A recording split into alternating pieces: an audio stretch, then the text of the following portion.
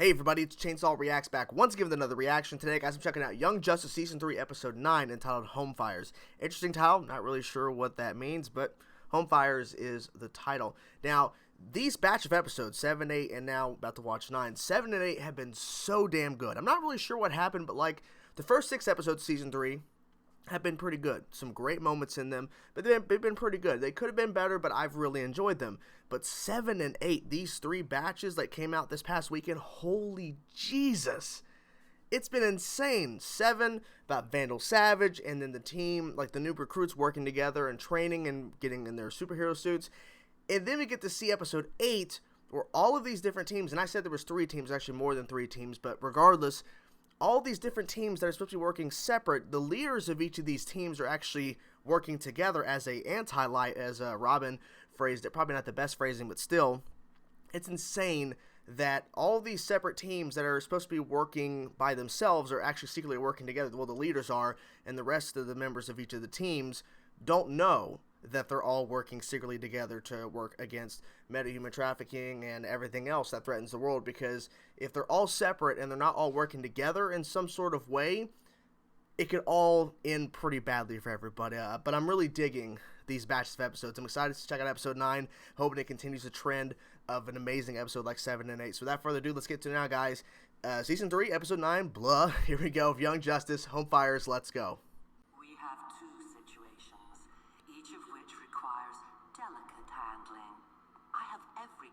Then our good works may proceed. This the light?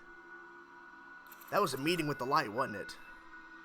I have to go back after this and see who's all in that. Lobo! Oh shit!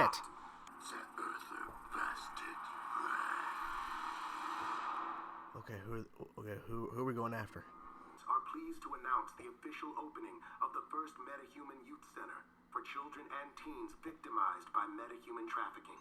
Allow me to introduce the newly Justice Leaguers donating time to train them, and the youth counselors who understand exactly what they are. Whoa, got it, gone! No worries, I can keep up with the tornado toddlers.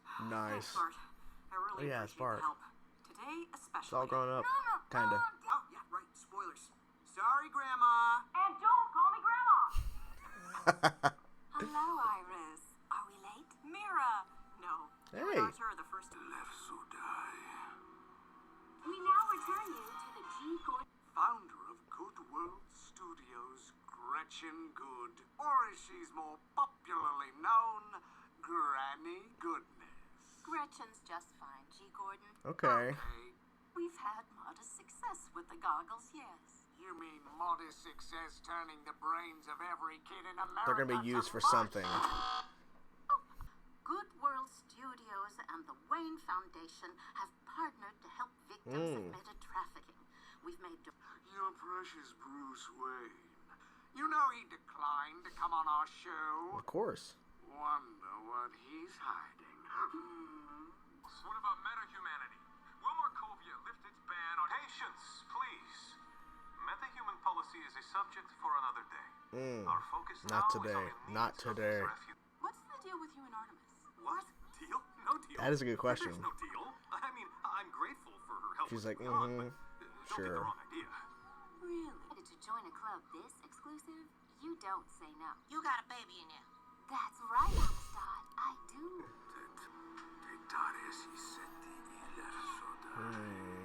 They're waiting for everybody to get there, I guess. Or this guy is. Dr. Jace. Thank you for. I was wondering why they're all meeting each other. Oh, thank Jeff for convincing us. Oh, she has. Gabrielle, it's so good to see you. I'm not Gabrielle, She I'm doesn't- Violet. yeah. Besides, right now, I'm Halo. Yes, Halo. Now Halo is just showing off. I thought you were the only one who could stop your uncle and Bedlam. If I He- known he this tried. People Old, we must be patient. Theophor, sit down! Oh my god. What's going on? Exactly. What's happening? So it's a test. Okay, it is a test. Halo, Forager. You both get A grades for reflexive action, evaluation, and adaptability. Yep. Yeah. Geo, otherwise, Let's get back to training. Training is all you care about, isn't it? You promised It's very me important. Tara. We know she's on Santa Prisca, so But what if you are don't we train, waiting you for? can't get better. No, she's there, and we don't want a repeat of the Infinity Island debacle, do we? A surprise attack proves nothing. In your case, it proves you need to train for surprise attacks. That's a surprise that they were not planning. Translating interlac. Man's contract to kill this bug. Oh, okay. Oh, yep. Oh, this is awesome.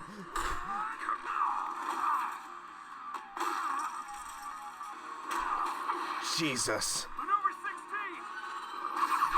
Oh.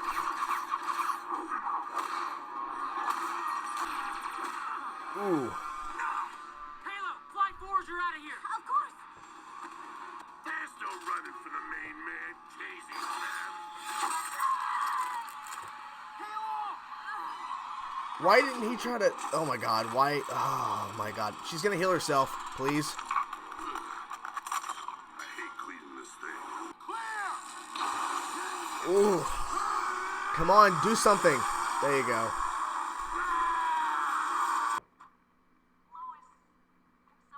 Lois. Oh, we wouldn't miss it. Hey. It's the one place I can relax with people who truly understand what our lives, what the life, is like. Oh. I am impressed. Look at all you've accomplished. Not to be wasted. I am glad you approve, Lady Shiva. Now watch as I step outside and with one blast from Neptune's trident. Yes, you could do that. It has been contemplated. As you know, it's what the light refers to as their Nuclear option. option. So the light has vowed never to use this option lightly. I am Orm, the Ocean Master, a prince of She's gonna stop him. Atlantis. I will not be denied my revenge. That's what the light assumed. That's why I'm here.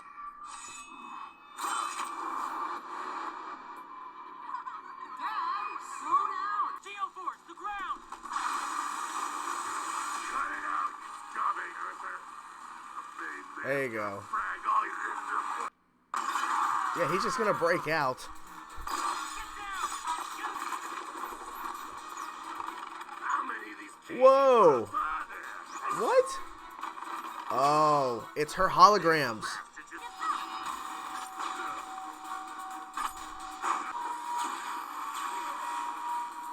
I like her.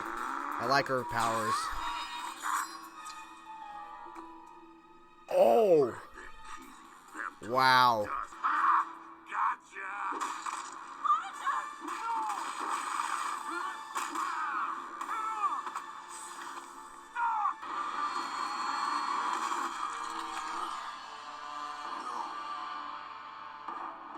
What?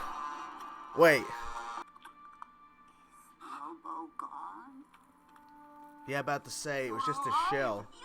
I don't care how Gucci you are, but you are indeed quite Gucci. Yeah. Wow. Welcome to the Fake Your Own Death Club. Its membership is very exclusive, and I'm the president. Lobo may not know he failed, but killing Forager was never the point. We can now confirm Vertigo's testimony that the Superboy and Black Lightning participated in the Markovian incident. Now we can be certain that Grayson has assembled a new off-the-books team, consisting of the Yep. Superboy. No worries, my friends. A plan is in place.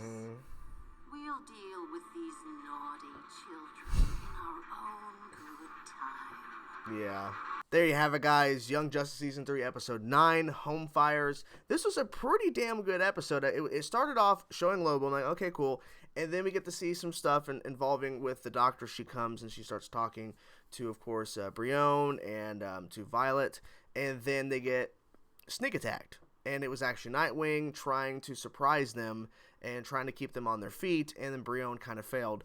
And then the real surprise attack happened when Lobo shows up, because they weren't really specific at first about who Lobo was hired to go after.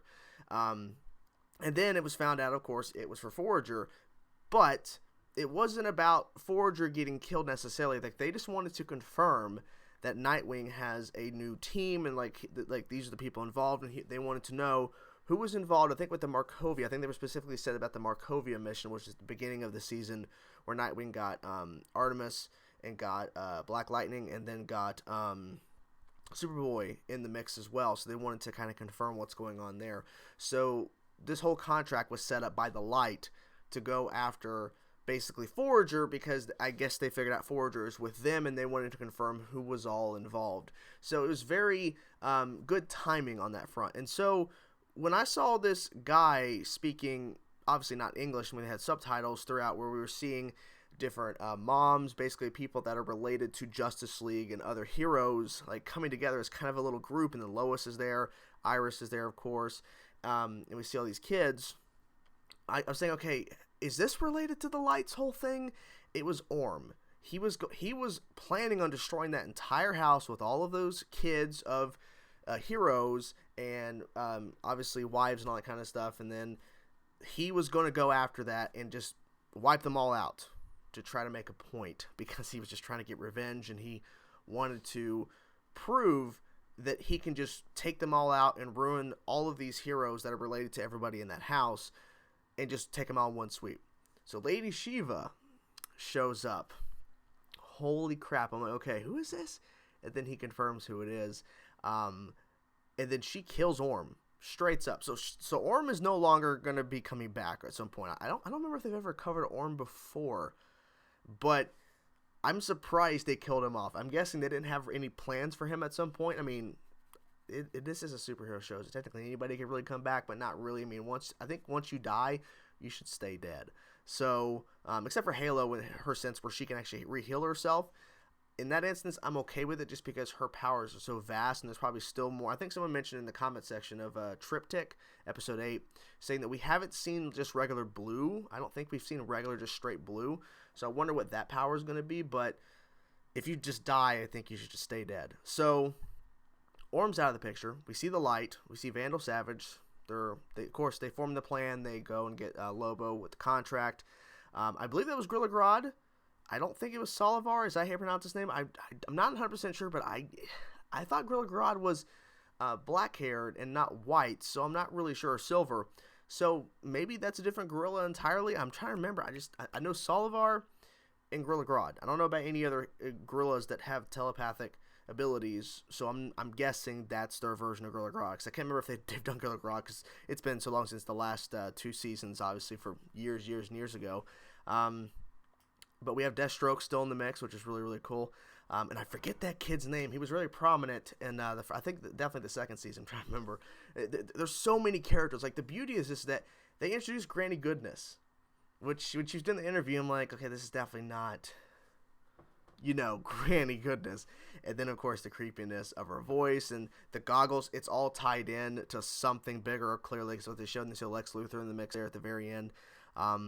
Lots of moving pieces, lots of characters. I'm really wanting to know what those goggles are really for, because there's some theories about what those goggles mean, because they kept showing them and they kept referencing, like they referenced them heavily in this episode too, with Granny Goodness, of course, leading the front and actually owning the company, and then teaming up with Bruce Wayne. Interesting, but it's cool that they opened up that center for kids and teens that were, who had to deal with metahuman trafficking. We saw Mist and Livewire being put in there. So I wonder, like, if we're going to see more of that, or if that's going to tie into something bigger. But a lot of moving pieces in this episode is trying to keep up with everything, trying not to lose any of the info. What was really telling is that they made Lobo, like, really strong. Lobo's fought the Justice League in the animated show. Of course, different design of the character, different interpretation of the character. But this Lobo, because I remember Lobo was in, I think, the opening of Season 2. I'm trying to remember if he was in Season 1. But he took on a couple of heroes. But in this, he literally wiped the floor with all of them. Even though they were able to fight back and actually do some damage to him, essentially. But he was still able to take them on. Lobo was showing them up. But so Forager takes off his shell. So I'm not sure if he can regrow his shell. I'm guessing he can.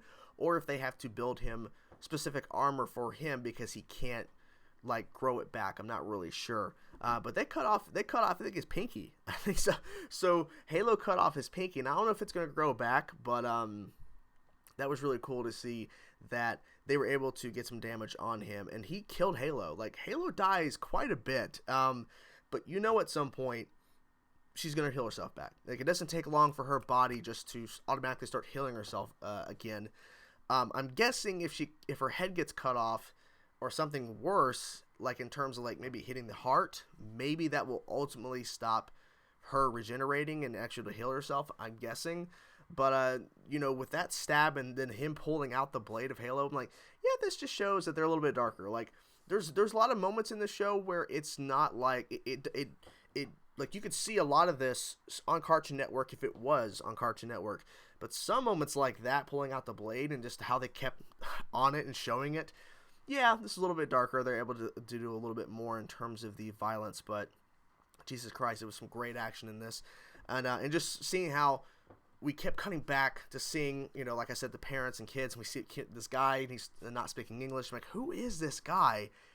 And then literally we find out what he's all setting up. He's going to blow up the house, and then Lady Shiva takes it all out. So I wonder where we go from here. I'm guessing that maybe these like goggles, these glasses or whatever, like these VR things, whatever, I'm guessing they're going to play a part in the second half of this season because they're slowly setting it up. It reminds me of season 2 where they were slowly setting stuff up throughout the show. So I'm guessing what they're doing is they focused on the Markovia stuff, then we focused on these kids and Forager now being a part of the group, and now we're focusing on the light. Like, we're getting to the light stuff because like the light's been talked about quite a bit on the show. We haven't seen a lot of it this season, and now they're diving into it. So it's clear that there's some sort of big plan in works. And every time I see the intro with Earth and then it transitions to Apocalypse, man, there's something going on. Something big is going to happen. And I'm hoping that what they're setting up is that it's going to be something to where they can continue on to a season 4, a season 5, a season 6, if they ever get that. Because I don't want this show to wrap up in season 3. I want it to continue. There's more stories to tell. Because clearly they know what they're doing. I mean, they keep proving, hit the mic there, they keep proving each batch of episodes why this show is so damn good and why it was just a horrible decision, a tragedy, to cancel it after season 2. So I'm hoping that we get that season 4 announcement soon. I really enjoyed this episode. I hope you guys liked the reaction. I'm curious to know what you guys thought about this episode. Let me know in the comment section below.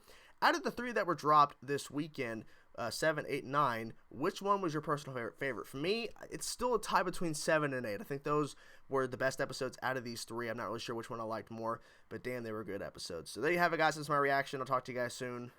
Peace out.